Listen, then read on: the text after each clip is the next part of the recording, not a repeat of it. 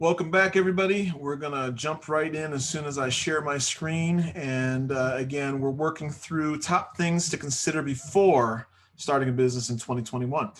And again, I've covered a lot of these in the prior three videos, and you can go back and click on the playlist and listen to those. And if you know somebody who's getting ready to start a business and you can't have that conversation or don't want to, maybe you show them this video series that we're doing in the playlist. Or maybe you're considering it and you need to listen and take a look at the things that you need to consider before starting a business, right?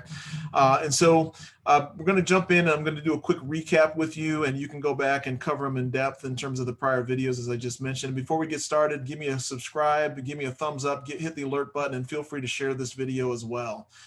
Number 10, or this is the bonus tip actually, is this a hobby or passion? Are you getting ready to crush your passion by turning it into a business? Again, not something you want to do. And I've heard so many people that say, I started out loving photography or, whatever that looks like. And I hated it by the end of it because all I was doing was things for other people and I couldn't do what I wanted to do. So just something to consider. Number 10, is your business solving a major problem? Are you going into accounting and you're not doing anything new or innovative in terms of accounting? And you're competing with a whole lot of other accountants that have years of experience and operating their own business or independent practice on their own? Or is your business actually solving a problem? Maybe in this current situation that we're in, maybe it does. And maybe you can go in and figure something that's so disruptive to the vertical in the industry that it is a good idea to do it. I don't know, but it's something you need to think about. And then again, I mentioned, again, the recession proof or recession resilient. Is your boo fully on board? Is your partner, your spouse, your husband, your wife, are they fully on board? Do they know what the commitment is like you do? Do you know what the commitment is another big thing that we'll get into here. But they need to be as fully aware and not have any surprises in terms of what that looks like. And again, what I want to have you consider doing that I didn't cover in the first video, maybe both of you need to sit down with a couple that is doing a small business and ask them about the nuances that I cover in this video. So just another tip here and why you should watch all the other videos, because sometimes I'll think of something that I share with you going forward that I didn't share in the prior video. So again, a tip that I want to give you that you should consider in terms of meeting with another couple that is doing another small business and ask them about the different ins and outs and nuances. Number 8, are you cash flow positive for the long term? Again, don't just do a quick pro forma that's, pie in the sky, everything's going to work out perfectly. I'm going to hit home runs at every turn and nothing's going to go wrong. And everybody's going to leave their current vendors and places where they do business and come over to me because I'm just great. Not going to happen. So you need to have a realistic pro forma that you put together. Ask people to ask you the tough questions because again, you don't want to get into a situation where you're going to be hurting in 3, 6, 9, 12 months or a year or so. You got to make sure that you're cash flowing positively. Number 7, consider this current lockdown. Still a lot of unknowns out there that you don't know about. And again, unless you're dealing with something specifically or solving a problem that's specific to the lockdown, maybe it's not a good idea to start. Maybe you let things shake out. Maybe you jump in at the end when you know for sure we have solid answers, and maybe the competition is shaken out a little bit and it's less competitive for you. So just something to think about. Number 6, what kind of energy do you have? Are you a high energy person or are you just barely hanging on after doing the job and with your family? And do you think that it's going to change just because you start a business? I can tell you it will not. You got to have the energy to do this. You got to have the energy not only just for yourself, but you got to have the energy for your family, your staff, your customers. You got to have that energy. It all falls on you now if you leave a job. I'm just telling you what it's going to take. So you can't be that low energy person and then expect everybody else to, maintain that on their own. They all look to you. You're the stopgap there. There's no passing it on to anybody else. Number 5, are you just trying to escape? Not a good reason to start a business. Maybe you need to find a better work environment. But again, I cover that in detail. Don't make this the reason you start a business. Not a good reason to start a business because it is not the same. Having a job is not the same as starting and owning a business and then making it successful. All right, number 4, we covered this a little bit, the competition in the prior numbers that we covered.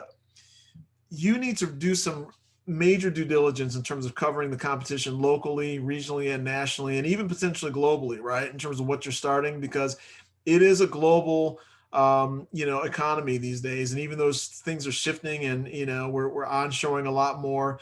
you're still competing with, countries that do things a lot cheaper, in terms of competitive intelligence and what that looks like. So make sure you know what you're looking into. You can't just necessarily, even if you're operating locally, who are you competing with? If you have a restaurant that you're opening locally, if you're planning on doing that in this environment, again, different situation versus, you're not necessarily going to have competition from, somebody overseas. So, but you need to know your marketplace and who you're jumping in, what vertical you're jumping into.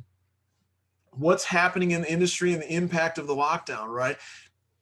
There's companies right now and that are exploding because they're getting market share like they never thought that they would. And then there's companies and verticals and industries that are shutting down, that are not going to be here in 2 to 3 years. Malls, for example. I think that right now we're never going to see malls look the same way, right? So are you thinking about opening up in a mall? Are you thinking about starting a mall, or building a mall yourself? One of those things that you really need to understand what the new normal is going to look like for industries that you're thinking about getting involved with. And then what is the success and failure rate of this industry, right? So we talked about restaurants, and take away the lockdown and what's going on currently. That is a tough place to start a business, and there's a lot of businesses that really don't succeed. Most businesses don't succeed. If you're being perfectly honest, you can go and do the research on that.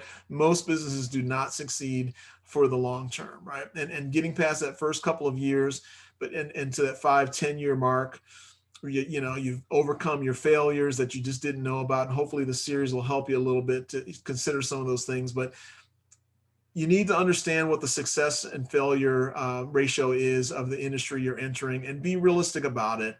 Again, you can put together that phony pro forma that's not going to tell you the truth, but you need to look at the competition and know the statistics in terms of how likely it is for you to succeed before you start the business.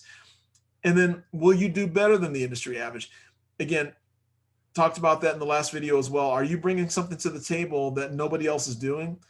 Different situation here. So, again, just make sure you're having that honest conversation and dialogue with yourself and with people that love you and want to save you from yourself. But be prepared, if this is what you want to do, also be prepared to answer those questions for them. This is good practice for yourself when you ask loved ones, in terms of let them ask those tough questions and not get defensive about it. And number 3, do you have what it takes? Listen, at the end of the day, I can say that I'm going to go and be the starting point guard for the Detroit Pistons, when the season starts up again. And I can believe that with my whole heart, mind, and soul. But at the end, and maybe with the Pistons, maybe I have a shot. Who knows? But at the end of the day, I'm an older gentleman, out of shape, can barely touch the rim, not fast anymore. Might have an okay jump shot from time to time, but they're not going to pass me the ball anyway. I'm not going to be the starting point guard for the Detroit Pistons. I do not have what it takes to be the starting point guard for the Detroit Pistons. So you need to just take into account what you're looking to do, right? And what you're looking your business to do before you do anything. So another thing that you need to consider is, are you an individual contributor who just has subject matter expertise and that's your primary skill? Because I can be great at doing one particular sliver of a business in a large corporation. That does not mean I qualify to run a business, because, again, I mentioned this in one of the prior videos and talked about this in detail. You're responsible ultimately for everything and understanding everything. You can't ask somebody else to follow you and be in your business necessarily if you don't have a good understanding. You may not have to know how, have the skill set to do it, but you need to understand how to do every working aspect in your business. So something else to consider there. Do you have the skill set to be the business owner? Because it all falls on you, not your wife, unless she's in there working with you, or your husband and your spouse working with you. But again, I talked about this as well. Your employees, it's not their baby. It's a job to them. So you need to make sure that you have the skill set to fill in and do each and every pieces of the business that you're starting up. Not just know about it, but actually do it to some capacity until you can get that subject matter expert in there that can do the thing fully. Okay. And then when considering the opportunity, did these phrases come into mind? It can't be that hard. Or if that person can do it, anyone can.